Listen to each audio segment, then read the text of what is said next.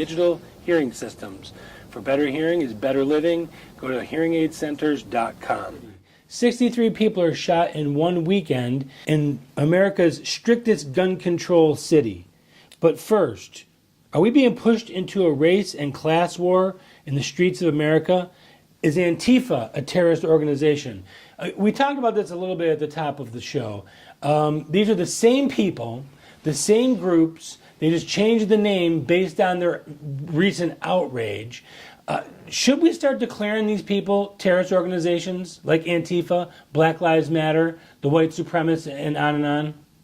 You see, but there's nobody there pulling it all together. We are finding ourselves being torn apart by a situation where we are now saying, wait a second, we had a civil war, 1861, 1865. It was a terrible thing. We lost, out of 30 million people in this country, 2 million people were killed. And that, it was the worst war America ever had by far. But what happened was... Because we're shooting at each other. Well, we were killing each other. You know, and by the way, the real reason behind that war was not... slavery was an issue, but the real issue was an economic issue. Because New England, which was highly productive and doing a lot of business with England and France, other countries, was having to pay higher costs, whereas the South had no cost at all because they had slaves. But slavery was an accepted, as disgusting as it is now today. Do you know that out of 56 signers of the Constitution and the Declaration of Independence, 41 were slaveholders. So in that case, George Washington, Jefferson, Ben Franklin were all slaveholders. That was an accepted situation. People that were pirated overseas, brought into the United States, and they were cheap labor. Do you think these groups are pushing us towards another race, like the 60s, a race war, a class war? And they're all backed by George Soros-funded groups. Well, there's no question about that. Whoever made any complaints about Robert E. Lee, a great American general from the West Point, Jeb Stuart, Stonewall Jackson, these are all Americans. So does that mean we have to take down the Lyndon Baines Johnson Library? Do we have to get rid of the Jimmy Carter statue? Well, that's the whole thing, that this is this. And Bill Clinton, the darling of the left, his mentor was James William Fulbright, a full-blown racist KKK member. And Robert Byrd. What about Wilson, Woodrow Wilson? Woodrow Wilson, yeah. One of the great. He came out and talked about African Americans as not being even human. And so does that mean we need to get rid of Planned Parenthood? Because Margaret Sanger, one of her reasons for forming Planned Parenthood was to remove the black family. What you're bringing out is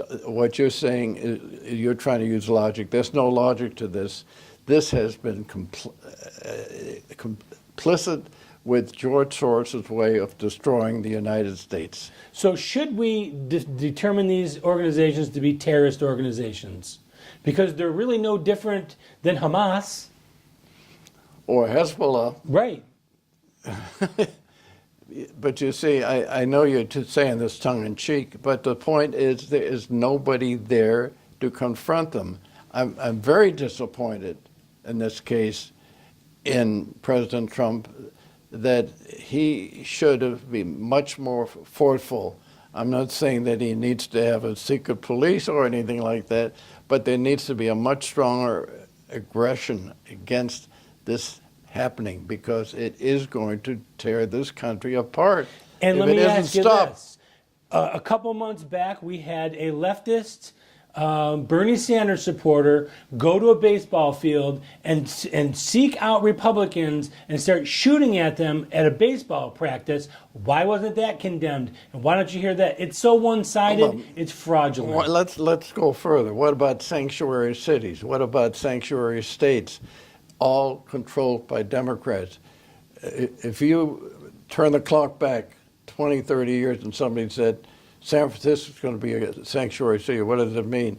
Anybody can be a murderer, he can be a thug, he can be anything. And we'll protect you. If he will protect them. He can find, and who are the big cities that are doing this? City of New York, city of Chicago, All the city big of Los cities, Angeles. Philadelphia, Boston. All these Democrat-controlled cities. Unfortunately, you're right. You can't get away from the fact that the Democrats are really taking over, even though they're not the majority party today. The Republicans are doing nothing to stop them. Correct. 63 shot in Chicago in one weekend in one of the strictest gun control cities in America.